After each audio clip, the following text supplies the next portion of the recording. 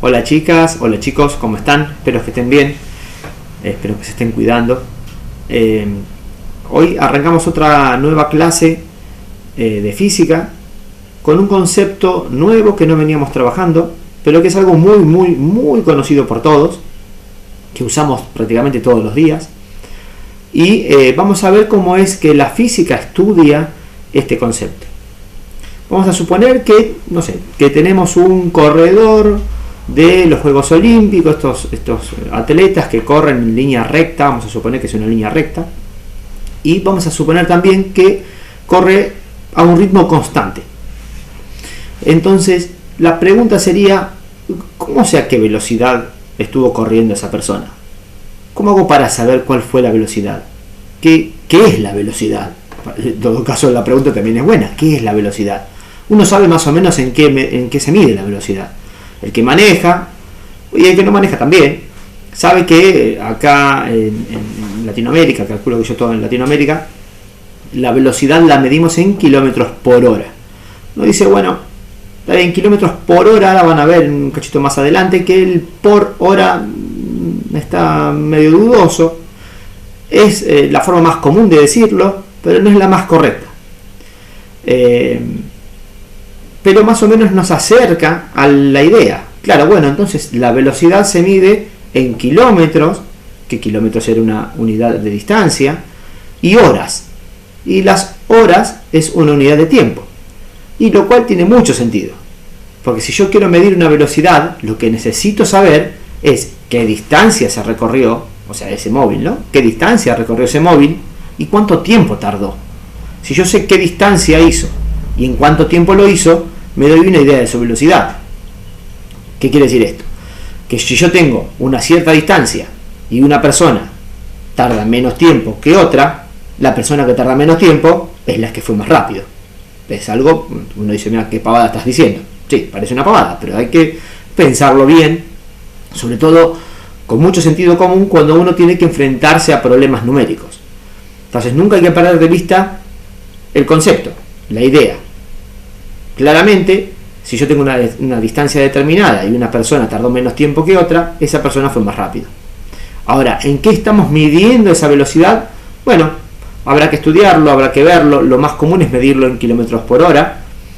Pero también van a ver más adelante que se puede medir en otras unidades, cualquier unidad que sea de distancia y de tiempo. Entonces, el tema que vamos a ver hoy es un tema que involucra la velocidad, que se llama MRU, que lo que significa es movimiento rectilíneo uniforme. Bueno, pasemos al pizarrón para ver qué quiere decir ese nombre tan horrible y espantoso. Movimiento rectilíneo uniforme es una forma dificilísima de decir algo que es muy cotidiano, es algo que se está moviendo, algo que se mueve en línea recta. Bueno, pasemos al pizarrón y veamos en detalle este tema y cuál es su fórmula matemática para poder desarrollar problemas numéricos. Bueno, arrancamos a analizar entonces cómo se trabaja en la física, qué es la velocidad. Entonces, vamos al ejemplo anterior, en donde yo tengo un corredor, esto simula ser un corredor, que parte del punto de salida y necesita llegar al otro extremo de la pista, que es la llegada. Esta persona vamos a suponer que corre de forma constante, a la misma velocidad siempre, que no frena, que no se detiene, que no acelera, que se queda siempre corriendo a la misma velocidad. Y lo que va a hacer es recorrer una cierta distancia, ¿sí? Desde la salida hasta la llegada va a recorrer una cierta distancia. Va a ir a una cierta velocidad y también lo que sabemos es que va a tardar un cierto tiempo. Esta es la distancia que recorre y va a tardar un cierto tiempo. ¿Cómo relacionamos todas estas distintas magnitudes para determinar qué es la velocidad? Bueno, veamos. Si hace una cierta distancia en un cierto tiempo, la velocidad justamente va a ser la distancia que está recorriendo dividido el tiempo. Entonces definimos a la velocidad como la distancia sobre el tiempo. En nuestro caso, la distancia la vamos a medir en metros o la podemos medir en kilómetros. Al tiempo lo podemos medir en segundos o en horas. Y acá es donde quedan determinadas las unidades de velocidad, lo que habíamos dicho hace un momento. Normalmente nosotros medimos a la velocidad como kilómetros por hora, pero en realidad deberían ser kilómetros sobre hora. Entonces la velocidad, las unidades de velocidad pueden ser o metros sobre segundos o kilómetros sobre hora. Entonces la velocidad la podemos medir en metros sobre segundos o en kilómetros sobre hora, dependiendo de qué forma me dan a mí los datos. Si los datos me lo dan en kilómetros y en horas, la velocidad me va a quedar en kilómetros sobre hora o kilómetros por hora, lo que uno dice así. Y si me dan como datos metros y segundos, la velocidad me va a quedar en metros sobre segundos. Esto que está acá es sumamente importante porque es la fórmula que vamos a utilizar para poder resolver un montón de problemas. Bueno, no son tantos tampoco, pero son 4 o 5. Pero van a ver que una fórmula matemática muy chiquitita sirve para hacer un montón de problemas bastante interesantes. Entonces, ¿qué tiene que ver esto con el título que puse yo acá, MRU? Bueno, esta fórmula que nosotros estamos utilizando, que la velocidad es igual a la distancia sobre el tiempo, es válida en ciertas situaciones. Por ejemplo, lo primero que decimos es, bueno, movimiento. Esta M es de movimiento. Claramente este atleta se está moviendo, parte de un punto y llega a otro. Ese es el movimiento, perfecto. Pero me piden que no sea cualquier clase de movimiento, sino que sea, esta R quiere decir rectilíneo.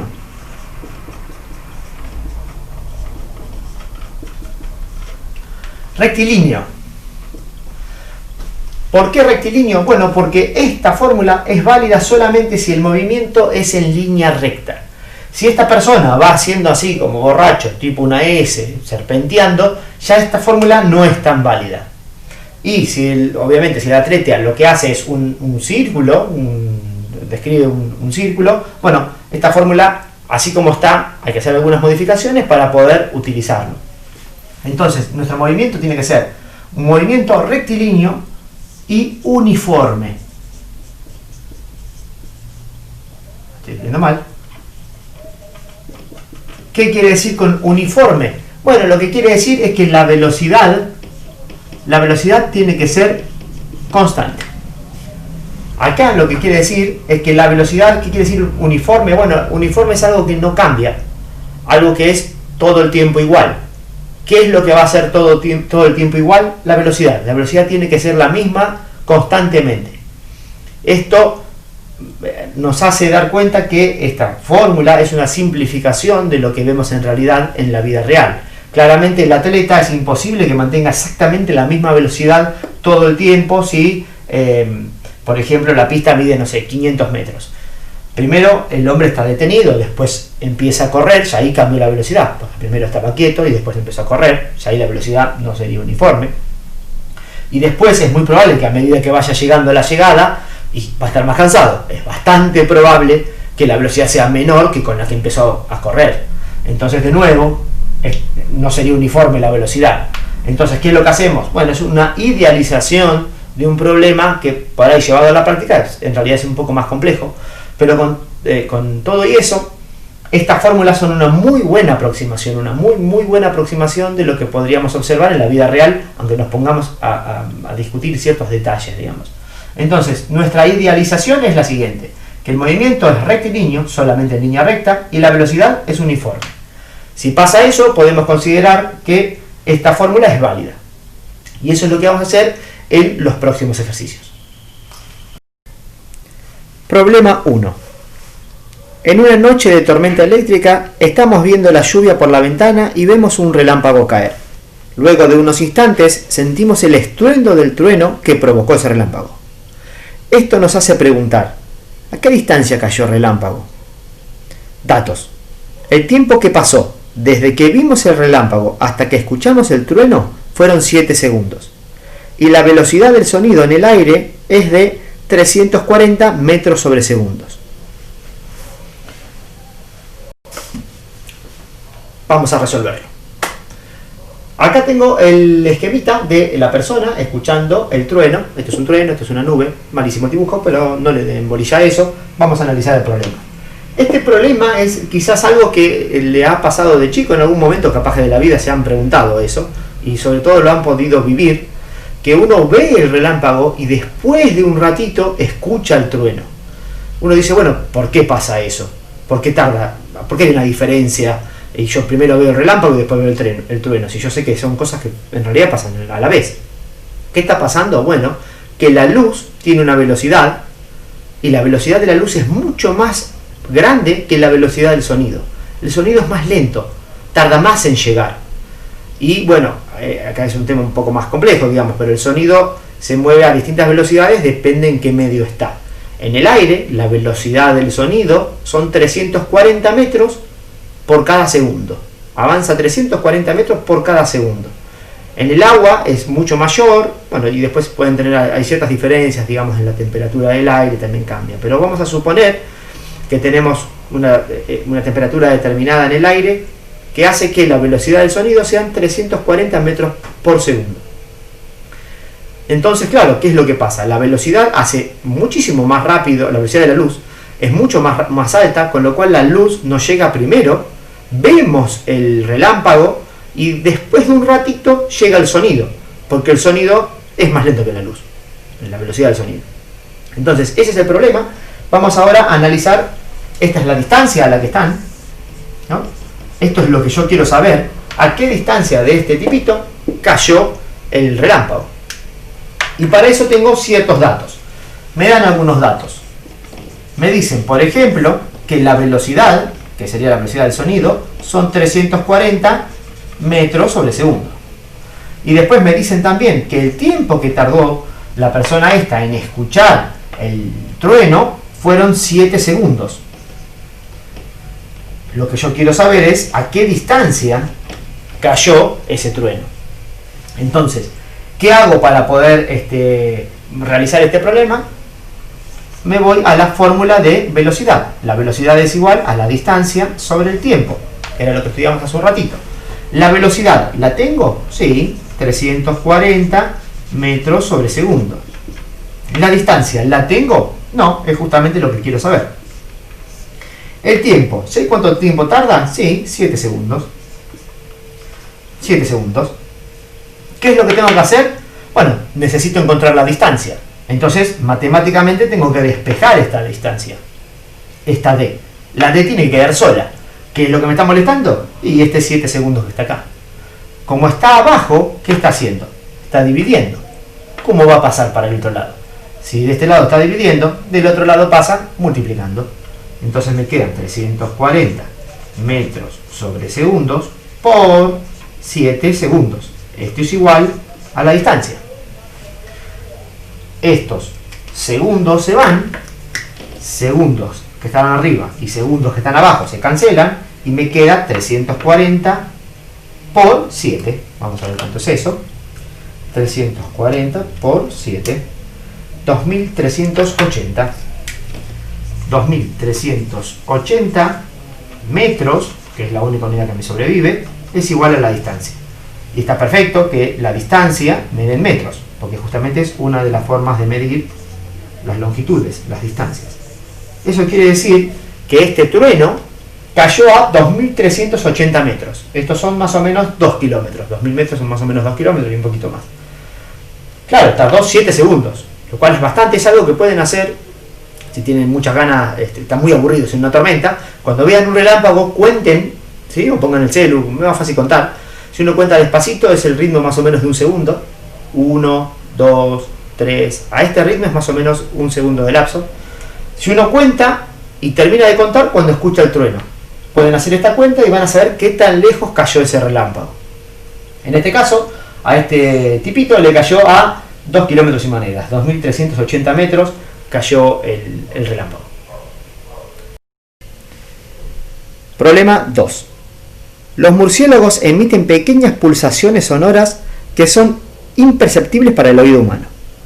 Cuando estas ondas sonoras chocan contra un objeto que esté en su camino, rebotan y vuelven hacia el murciélago. De esta manera, el animal puede saber dónde se encuentra su presa y dirigirse directamente a ella. Un murciélago que está en busca de su alimento emite una onda sonora a fin de rastrear a alguna víctima. Si recibe el eco 3 segundos después de emitir la onda sonora, ¿a qué distancia está su presa? Bueno, vamos a hacerlo. A ver, vamos a ver qué es lo que tenemos. Vamos a suponer que esto es el murciélago, parece una especie de batiseñal, y esta es su presa. No sé si comen mariposas, pero calculo que no, pero bueno, no importa, es algo parecido a un bichito. ¿Qué está pasando en el problema? Nos dicen que los murciélagos utilizan una especie de ecolocación para poder ubicar sus presas. Es conocido, digamos, en el saber popular que los murciélagos como que no ven o tienen mala vista, pero se guían por esta forma de sonar, digamos. Es interesante este hecho porque los sonares de los submarinos también funcionan de una forma muy similar, emiten pulsos sonoros en el agua, ¿no? Y esperan a que rebote esa onda para saber a qué distancia hay algún objeto. Obviamente tiene que ser un objeto más o menos grande o un sonar muy, muy fino, muy especial. De la misma forma también funcionan los radares de una forma parecida. ¿Por qué? Porque lo que emiten ya no es un sonido, sino que son ondas electromagnéticas, pero también emiten una onda, ¿sí? Emite una onda, emite un pulso, y en algún momento cuando llega al objeto va a rebotar. Cuando rebota la onda, vuelve y llega, en este caso el murciélago puede escuchar el rebote de esa onda. Es exactamente lo mismo que nos pasa a nosotros cuando estamos frente a un paredón o a un edificio muy grande o en las montañas, si alguien ha tenido la posibilidad de hacerlo. Uno grita o habla muy fuerte y el sonido vuelve después de un ratito. ¿Por qué pasó? Yo emití un sonido hacia ese paredón, el sonido viajó hasta esa pared, chocó contra la pared y después volvió. Y eso, aunque parezca mentira, le lleva un tiempo al sonido. Como vimos, la velocidad del sonido son 340 metros por segundo. Va a tardar un ratito, si ese paredón está, por ejemplo, por decir algo, 400 metros o 500 metros, y bueno, va a tardar un poquito en ir ese sonido y después en volver. Es lo mismo que pasa en este caso con el murciélago. Él necesita saber a qué distancia está la presa y nos dan algunos datos. Nos dicen que, los datos son que el tiempo que tarda son 3 segundos. Y, bueno, acá no nos dicen, pero la velocidad, uno la conoce porque como son pulsos sonoros, la velocidad es la velocidad del sonido, 340 metros sobre segundos. Y lo que yo quiero calcular es la distancia. Ahora, vamos a pensar un poco más acerca de estos 3 segundos. Estos 3 segundos se refieren al tiempo que, desde que él emitió el sonido, viajó y después volvió a escucharlo. Eso está pasando, si lo queremos ver de esta forma, él, acá en el tiempo 0, emitió el sonido viajó hasta la presa y rebotó. Ahí es cuando llegó a los 3 segundos. Eso quiere decir que la distancia que cubrió el sonido desde que salió y rebotó es 2 veces esta distancia. La recorrió de ida y la recorrió de vuelta. Con lo cual, en realidad, el tiempo que nosotros tenemos que usar en la fórmula no es este, sino que es la mitad. Es lo que tarda en llegar el sonido hasta el objeto. En este caso, la mitad de 3 es 1,5 segundos. O sea que el tiempo que está tardando el sonido en llegar a la presa son 1,3 segundos. Y después tarda 1,3 segundos para volver. Entonces, ahora sí que analizamos mejor, tenemos el tiempo, tenemos la velocidad y podemos sacar la distancia a la que está el animalito. Vamos a ver, si la velocidad es igual a la distancia sobre el tiempo, la velocidad es la velocidad del sonido, porque yo estoy, mejor yo no, el murciélago está emitiendo un sonido, entonces la velocidad va a ser la velocidad del sonido. La distancia no la conozco y el tiempo es 1,5 segundos. Esta 1,5 segundos que está dividiendo pasa multiplicando, así me queda despejada la distancia. Esto es igual a la distancia, lo que yo quería hacer era que quede despejada justamente la distancia. Segundos con segundos se va y me queda 340 por 1,5. Si hacemos la cuenta, eso nos da 510. 510 metros, porque la única unidad que me sobrevivió fue metros. Y está perfecto porque la distancia se mide en metros. Con lo cual, su presa está a 510 metros.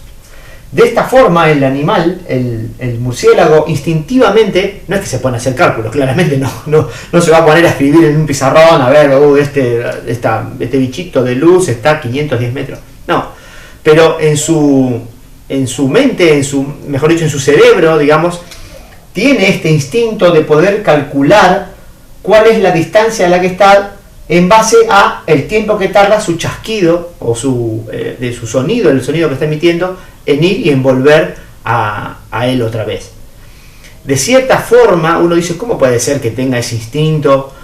Suena raro, digamos. Pero bueno, es algo que también nosotros podemos observar cuando cruzamos la calle o queremos cruzar una avenida y el semáforo no anda o sabemos que no le van a dar pelota a los autos. Nosotros evaluamos, miramos un auto que viene a determinada distancia y evaluamos, sin hacer ninguna cuenta, si vamos a alcanzar a cruzar del otro lado o si el auto que viene a determinada velocidad nos lleva puesto o no. Estamos haciendo toda una evaluación intuitiva porque no sabemos hacer las cuentas, recién ahora estamos aprendiendo qué clase de cuentas tendríamos que hacer. Tuvimos toda la vida probablemente sin saber esto y sin embargo sobrevivimos. ¿Por qué? Bueno, porque instintivamente la mente puede determinar en ciertos parámetros, puede determinar si va a ser a tiempo a cruzar, a cubrir esa distancia de cruzar la calle antes de que llegue el auto. Todo esto se hace obviamente sin hacer cálculos, lo mismo que hace en este caso el murciélago. Bien, entonces acá tenemos dos problemas muy interesantes, muy distintos, algo que uno podría suponer que es realmente bastante distinto, algo de a qué tan lejos cae un relámpago o cómo hace un murciélago para saber dónde está, a qué distancia está su presa. Se resuelve todo con la misma fórmula, considerando que la velocidad es constante, ¿no? Ahora vamos a ver entonces el problema número 3. Problema 3. ¿Cuánto tarda en llegar la luz del Sol a la Tierra? Si la velocidad de la luz es 300.000 kilómetros por segundo y el Sol se encuentra a 150 millones de kilómetros de distancia. Bueno, vamos a hacerlo. A ver. ¿Qué es lo que tenemos acá? Acá tenemos el Sol y acá tenemos la Tierra. ¿Qué nos está diciendo el problema?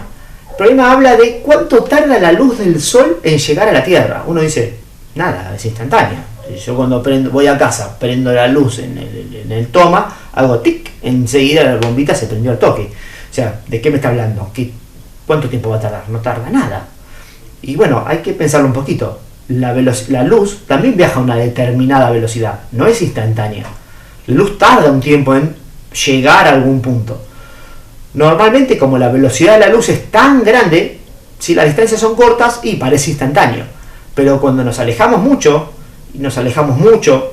y realmente mucho, o sea, si nos alejamos 150 millones de kilómetros, vamos a anotarlo acá, si nuestra distancia son 150 millones de kilómetros, que es la distancia que hay desde la Tierra al Sol, y bueno, ya esta distancia es un poco más grande. Así que por más rápido que haga la luz, y eso que es increíblemente rápida, va a tardar un tiempo en llegar. ¿Qué quiere decir esto? Que si alguien de alguna forma apagara el Sol, nosotros vamos a tardar determinada cantidad de tiempo en darnos cuenta que alguien fue una mala persona y apagó el Sol. O si explota el Sol, lo mismo, vamos a tardar un cierto tiempo en darnos cuenta que el Sol dejó de existir. Ahora, la idea es saber cuánto es ese cierto tiempo. De nuevo, se puede resolver con esta formulita muy inocente, que la velocidad es igual a la distancia sobre el tiempo. Esto es lo importante y lo más interesante que tiene la física y la ciencia, y la ingeniería también, que con cosas simples, con matemáticas simples, quizás uno puede resolver determinados problemas que parecen en principio muy distintos. Acá estamos viendo cuánto tiempo tarda la luz del sol en llegar a la Tierra. Recién resolvimos a qué distancia está la presa desde un murciélago, y antes de eso habíamos resuelto a qué distancia cayó un relámpago, y uno dice, no tiene nada que ver una cosa con la otra. Pero sin embargo, si uno lo analiza bien y tiene una buena base teórica, nos damos cuenta que es el mismo fenómeno y que ese fenómeno se resuelve con esta fórmula.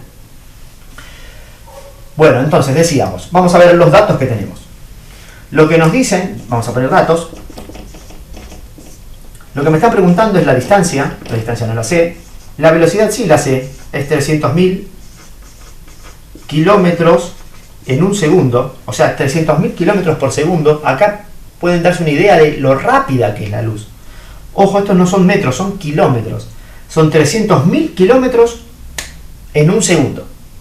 Para que se den una idea, si uno caminaría alrededor del Ecuador, de todo el planeta, o sea, parte en Ecuador y va caminando, cruza el Atlántico, cruza por Europa, da la vuelta por el Pacífico y vuelve otra vez para atrás y llega de nuevo al Ecuador, toda esa vuelta al mundo son 40.000 kilómetros. Bueno, la luz hace 300.000 kilómetros en un segundo.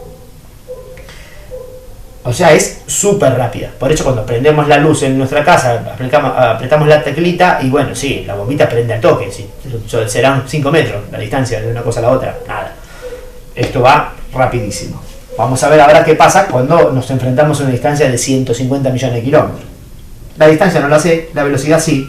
Y el tiempo, no miento, la distancia sí la sé. Estoy diciendo cualquier cosa. La distancia justamente son 150 millones de kilómetros. De nuevo, en la calculadora no pongan los puntitos. Y lo que no sé es el tiempo. No sé qué tiempo tarda la luz en llegar hasta acá. Bueno, empezamos a reemplazar. Velocidad, ¿la tengo? Sí. 300.000 kilómetros por segundo es igual a la distancia, 150 millones, vamos a ver si lo estoy poniendo bien, 150 millones de kilómetros. Y el tiempo, no tengo idea. Vamos a hacerlo un poquito más grande ahí el tiempo. Bueno, y acá justamente empieza el tema matemático. ¿Dónde está el tiempo? El tiempo está abajo. Yo necesito que quede solo el tiempo. El tiempo está abajo. Para poder despejar algo que tiene la incógnita abajo, yo necesito primero que nada subir la incógnita. Tiene que estar arriba, no puede quedar abajo dividiendo. Tiene que estar arriba. Y después puedo despejar. Entonces, lo primero que tengo que hacer es, esta incógnita no puede quedar abajo, lo primero que hago es subirla. Si está dividiendo, pasa para el otro lado multiplicando. Entonces me queda 300.000 kilómetros por segundo por tiempo.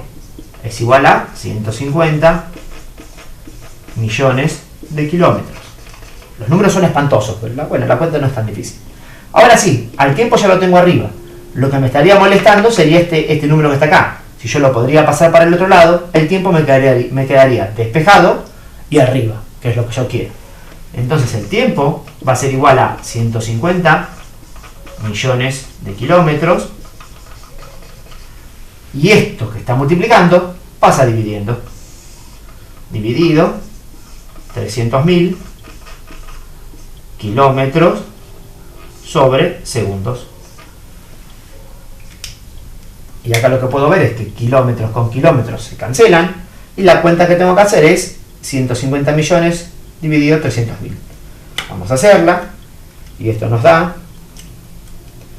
Pongan muy bien los numeritos, no se confundan con ningún cero, no se coman nada, no pongan nada de más.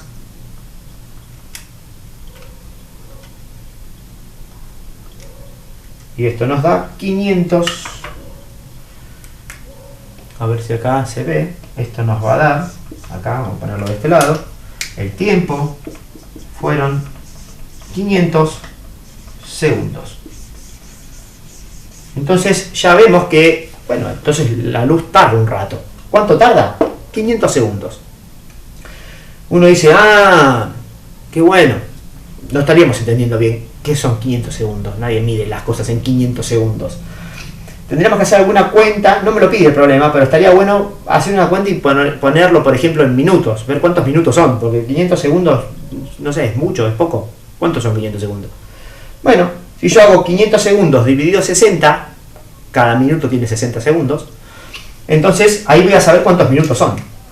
500 dividido 60, y eso me da 8,3. Y ya ahí la cosa cambia.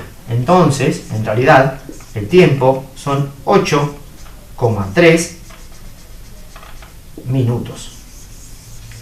Ahí la cosa cambia. Porque 8,3 minutos sí sé cuántos son. 8 minutos no es mucho tiempo. Pero la realidad es que tarda 8 minutos la luz en llegar hasta acá. Eso significa que si mañana deja de existir el sol, mañana a la mañana, por ejemplo, yo estoy disfrutando del solcito, y deja de existir el sol, desaparece, alguien se lo roba súbitamente o explota, y el sol deja de estar, esa información va a tardar 8,3 minutos en llegar hasta acá, porque va a tener que cubrir toda esta distancia y recién llegar hasta ahí.